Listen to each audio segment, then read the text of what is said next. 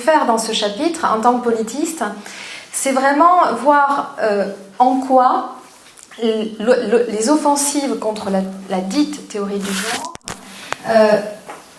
nous interpeller, devaient nous amener à nous questionner par la force de ces offensives, par l'écho que ces offensives avaient dans la société française, sur la dimension éminemment politique de la légitimité de la complémentarité des sexes. Donc, pour reprendre une question qui était posée hier à l'ENS Lyon,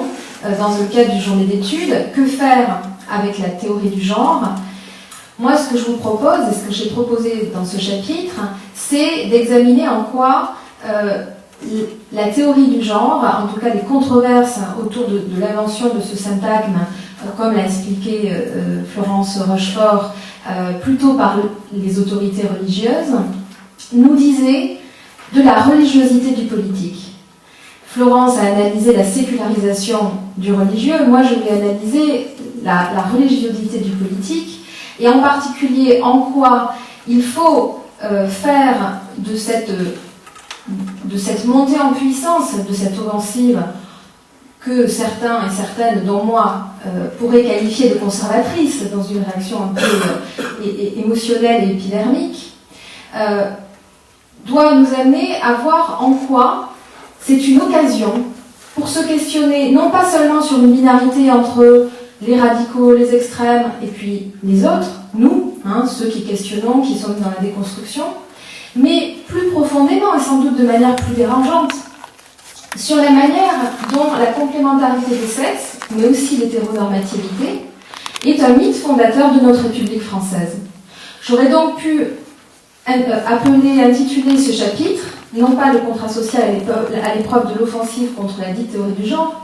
mais la République française à l'épreuve de la démocratie sexuelle. Mais aussi de l'égalité femmes-hommes, on le verra. Alors, très rapidement, juste 4 points qui sont à aborder dans ce chapitre. Premièrement, en quoi l'égalité femmes-hommes est à la fois un principe constitutionnel, mais aussi une novlangue. À la fois une novlangue et une source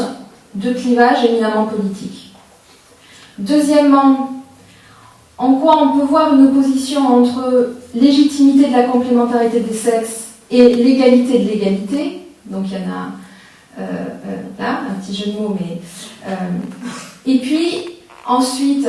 en quoi on peut voir, donc troisièmement, la manière dont cette controverse permet d'être un marqueur politique entre la droite et la gauche, réactivation de ce clivage-là, mais aussi un brouillage à la fois entre ordre politique, ordre religieux, et puis au sein même de la droite, entre droite modérée et droite extrême, droite nationale, droite radicale. Et puis on finira par ce qui me semble être très rapidement peut-être le plus central, c'est-à-dire en quoi ces controverses permettent à la fois de dévoiler un contrat social comme un contrat social fraternel et hétérosexuel, mais pas seulement, on va avoir un mouvement, un geste de dévoilement, assez violent d'ailleurs, mais aussi montre la persistance, malgré les réformes en particulier légales et l'ouverture du mariage aux personnes du même sexe, de la persistance de ce contrat social fraternel hétérosexuel. Alors très brièvement sur l'égalité femmes-hommes, un principe constitutionnel à la fois novlangue et source de clivage. Il me semble en effet intéressant, et j'ai analysé en particulier la dernière élection présidentielle, donc celle de 2012, on peut avoir l'impression maintenant, et s'en réjouir, que l'égalité femmes-hommes est à la fois devenue un sujet politique légitime, un sujet de politique publique, et un sujet sur lequel, en particulier, les candidats à cette élection suprême en France, du père de la nation, doivent tous et toutes se positionner. On peut avoir donc l'impression d'une forme de consensus sur l'égalité de traitement entre les femmes et les hommes, qui s'incarne en termes de choix et de programme électoral par le fait que de l'extrême droite à l'extrême gauche, on va avoir une revendication de l'application, et Séverine Lemierre nous en a parlé, en particulier de l'égalité salariale et de la lutte contre les violences qui ne seront pas appelées violences de genre par tous les candidats, mais les violences en particulier domestiques ou conjugales, violences envers les femmes. Si on regarde plus précisément les programmes à travers le prisme de la politique familiale, on va voir vraiment s'incarner des clivages politiques par rapport à ce qu'on pourrait appeler, ce qu'on appelle des conventions de genre, par rapport à la manière dont les acteurs politiques vont définir ce qui est légitime ou pas dans la place de chacun dans la société. On va avoir d'un côté le fait de vouloir tenir ensemble complémentarité des sexes et égalité de traitement avec une insistance sur l'articulation des temps, la conciliation des temps, permettre à la femme de rester à la fois une bonne mère, une bonne épouse, mais aussi une bonne salariée. Donc là, on a tout à fait l'incarnation de comment les femmes deviennent des gagne-miettes, comme le dit Hélène Périvier, et on ne remet pas en cause réellement le modèle de l'homme pourvoyeur de revenus, de l'homme gagne-pain, alors qu'à droite, à gauche, on est dans une volonté de mettre en cohérence l'attachement au principe d'égalité et son application à l'égalité femmes-hommes, qui historiquement, cette mise en cohérence est plus que complexe et contradictoire. Donc voilà, je n'irai pas beaucoup plus loin sur ce premier point, mais c'est important de se rendre compte qu'on peut avoir l'impression que c'est une œuvre langue, l'égalité femmes-hommes, c'est-à-dire ça fait plus sens politique, alors qu'en réalité, on est encore dans quelque chose qui est très structurant de la politique pensée comme projet de société. Deuxième point et que j'articulerai avec le troisième, sur la manière dont sont en tension ou au contraire en corrélation l'attachement à la légitimité de la complémentarité des sexes et l'attachement au principe républicain d'égalité. En France, il n'y a pas de plus grande insulte, en particulier entre acteurs politiques, mais pas seulement, que de se traiter d'anti-républicains. Donc ce à quoi on assiste sur la scène politique, c'est à des performances de républicanisme. Et en particulier, ceux qui se sont opposés à la fois à la scientificité de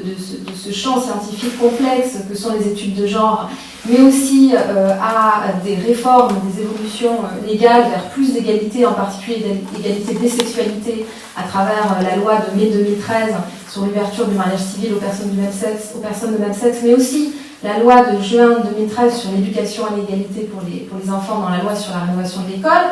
on a assisté à une bataille de c'est moi le plus républicain. Et en particulier, ce qu'il y a de très intéressant, c'est que, par exemple, l'Observatoire du genre qui a été créé par l'UNI en 2013 se définit comme une sentinelle républicaine. De la même manière, quand les députés Xavier Breton et Virginie Duby-Muller déposent une proposition de commission de résolution d'enquête en décembre 2012 pour en effet faire face à ce danger qu'est la propagation des études de genre, et puis les évolutions juridiques vers plus d'égalité, ils disent défendre le contrat social face à une peur au danger de la différenciation des sexes. Donc on voit là qu'il y a un marqueur droite-gauche qui se recrée, avec la droite parlementaire qui fait de ces évolutions juridiques le signe d'un manque de crédibilité et du danger vers lequel amène un gouvernement de gauche au pouvoir, et en même temps un brouillage qui n'est pas forcément confortable d'ailleurs pour la droite parlementaire, avec des alliances plus ou moins voulues avec la droite extrême et nationale. Et puis on va voir par exemple des groupes de femmes comme les Antigones qui elles aussi se font les incarnations de la légitimité contre la légalité. Pour finir, il me semble important de voir que, par une forme de résilience intellectuelle et politique, on pourrait se dire que ce moment, qui est un moment de tension politique, peut être une occasion de réfléchir sur le fait que cette conception hétéronormative et sexiste du contrat social est au cœur de nos origines républicaines, est au cœur même de la formulation de cette république qui n'a pas libéré l'égalité de la fraternité et où la citoyenneté active a été pensée entre frères blancs et hommes. Et je pense qu'il est aujourd'hui important de faire de ce moment-là un moment de psychanalyse politique où nous dirions qu'en effet notre ça républicain, c'est du sexisme constituant. C'est même plus que ça, notre ça républicain, c'est de l'hétérosexisme racialisé constituant. Et que si ces mouvements ont eu autant de poids, ont eu autant d'écho, c'est parce qu'ils nous disent quelque chose qui est au sein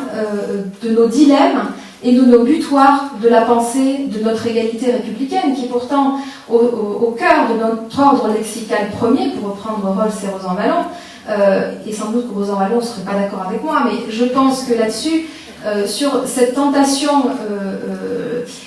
qui est celle de l'égalité républicaine, de penser l'égalité pour les singuliers toujours comme celle des non-frères, et donc, pour reprendre et pour finir avec Aimé Césaire,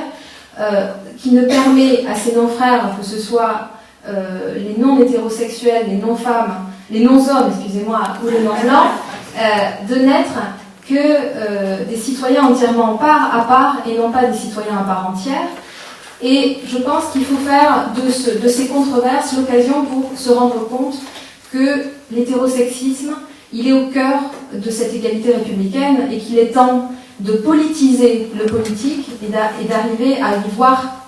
sa religiosité et à remettre en cause ce sexisme constituant. Merci.